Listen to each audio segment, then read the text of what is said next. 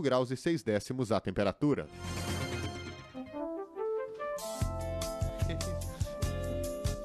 Páginas cotidianas. Páginas cotidianas.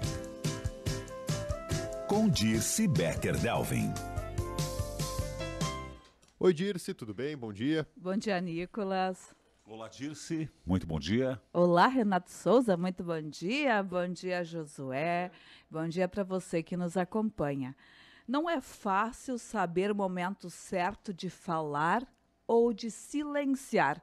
Outro dia, a minha menina fez uma observação. Ela disse que o seu jeito de ser é muito parecido com o meu. Contudo, fez uma ressalva. Eu sou mais corajosa do que tu. Eu falo logo se algo me incomoda. Discuto e brigo para expor minha opinião.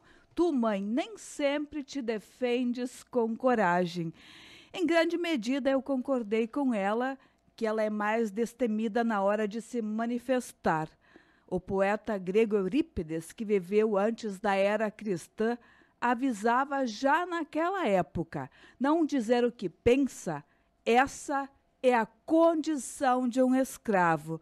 E nesse sentido, eu considerei muito importante pontuar para minha menina que ela tem mais liberdade para se expor e que tem as costas aquecidas pela estrutura familiar. Fica fácil pagar para ver. Acontece que eu, assim como muitos jovens ainda fazem hoje, tive que me virar sozinha desde muito cedo. Morar com gente com quem não tinha nenhum vínculo familiar e tantas vezes não podia dizer o que pensava, mesmo que não concordasse por inteiro com a outra pessoa, até mesmo quando não concordava. Eu considero sabedoria tu reconheceres que estás numa situação em que tu precisas ficar na tua, que é melhor recolher tuas vaidades do que querer ter a última palavra. Penso, por exemplo, que a incapacidade de ser contrariado pode tirar grandes oportunidades da tua vida pessoal e da tua carreira.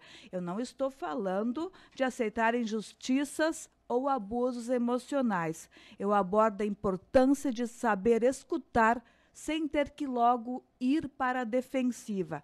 Mas, de outro modo, também é necessário frisar que muitas pessoas, e eu escuto isso na clínica, nunca dizem o que pensam com medo de perder afetos, inclusive na sua própria família. E isso também não é saudável, porque acabam sendo omissas consigo mesmas.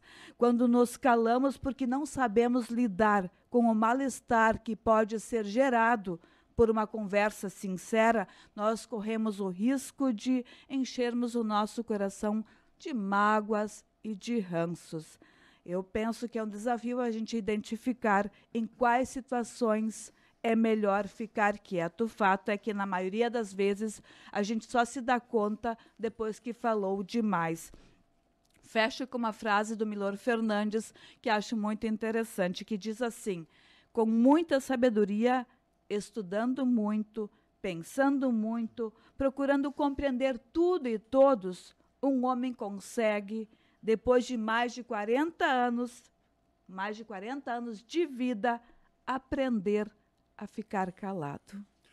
A minha mãe me ensinou, e ela sempre repetiu, e eu aprendi que se tu não tem o que dizer, fique calado. E, dentro dessa sabedoria, eu fui pesquisar e descobri que tem uma frase de Pitágoras, por exemplo, que é algo muito semelhante. Se o que tens a dizer não é mais belo do que o silêncio, então cala-te.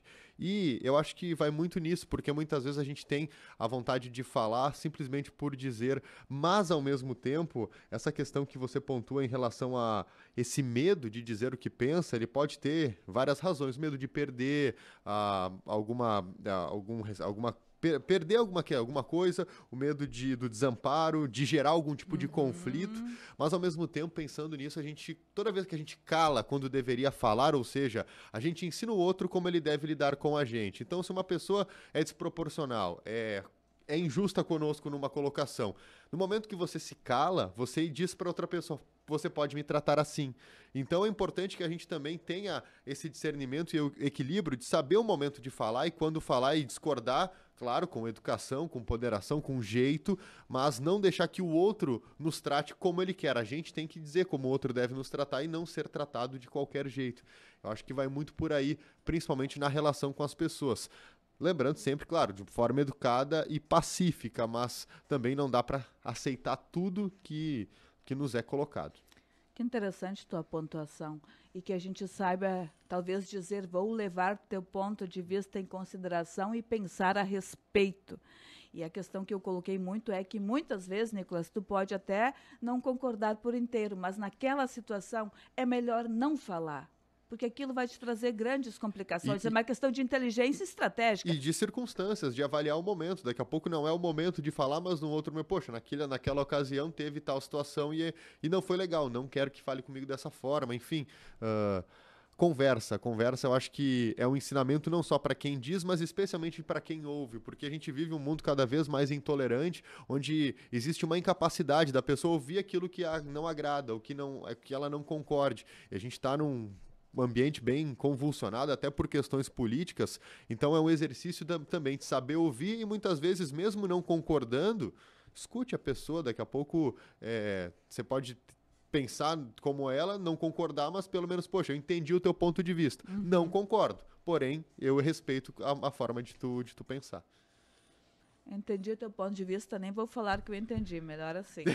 Enfim, acho que o grande desafio é essa questão da palavra, né? E a linguagem que é o que impera na nossa convivência, porque, enfim, é assim que a gente se comunica. E se constitui, somos seres de palavras. E é isso que nos diferencia dos animais, por exemplo. É verdade. Então tá bom, Dirce. Tenham todos um abençoado dia. Eu volto sexta-feira, né, Nicolas? Isso aí, com mais páginas cotidianas.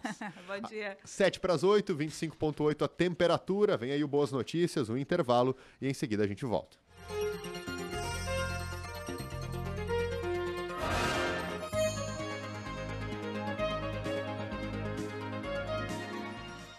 Na Independente, Boas Notícias.